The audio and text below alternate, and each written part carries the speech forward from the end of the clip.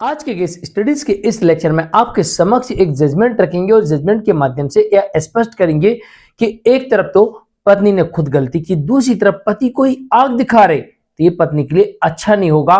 पत्नी के सामने एक बड़ी आफत खड़ी हो जाएगी और पत्नी बड़े संकट में आ जाएगी। और पत्नी कितने भी केसेस कर ले, कितने भी आरोप लगा ले, सारे के सारे केसेस डिसमिस हो जाएंगे और पत्नी को संभवतः किसी भी प्रकार का कोई भी अनुतोष नहीं मिलेगा। और इस मामले में हो सकता है पति विदाउट एलिमनी ऐसी पत्नी से डिवोर्स भी लेगा और पत्नी के सारे केसेस भी डिसमिस हो जाएंगे। तो चलिए आज की केस स्टडीज के इस लेक्चर में बात करेंगे पत्नी के सामने सबसे बड़ी आफत इस जजमेंट से स्पष्ट होती है। जय जनेन्द्र हूं केस जैन। वीडियो को लाइक और शेयर कर दीजिए और इस तरह के जजमेंट्स पाने के लिए जिसमें लगभग आपको 200 जजमेंट्स मिलेंगे या अन्य किसी जानकारी के लिए दिए गए नंबर पर आप हमें संपर्क कर सकते हैं। चलिए शुरुआत करते हैं।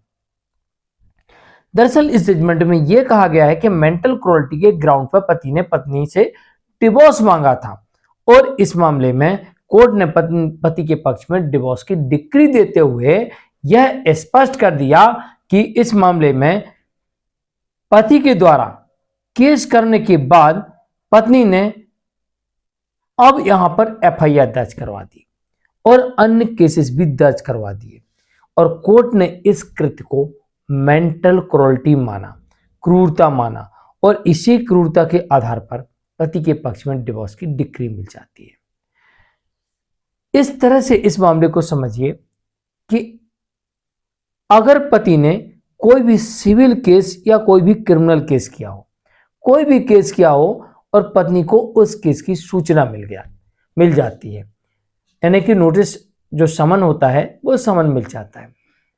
सरल भाषा में आप उसे नोटिस भी कहते हैं, लेकिन समन होता है वो समन उसे मिल जाता है। समन मिलने के बाद अब पत्नी पति से बदला लेने के लिए या फिर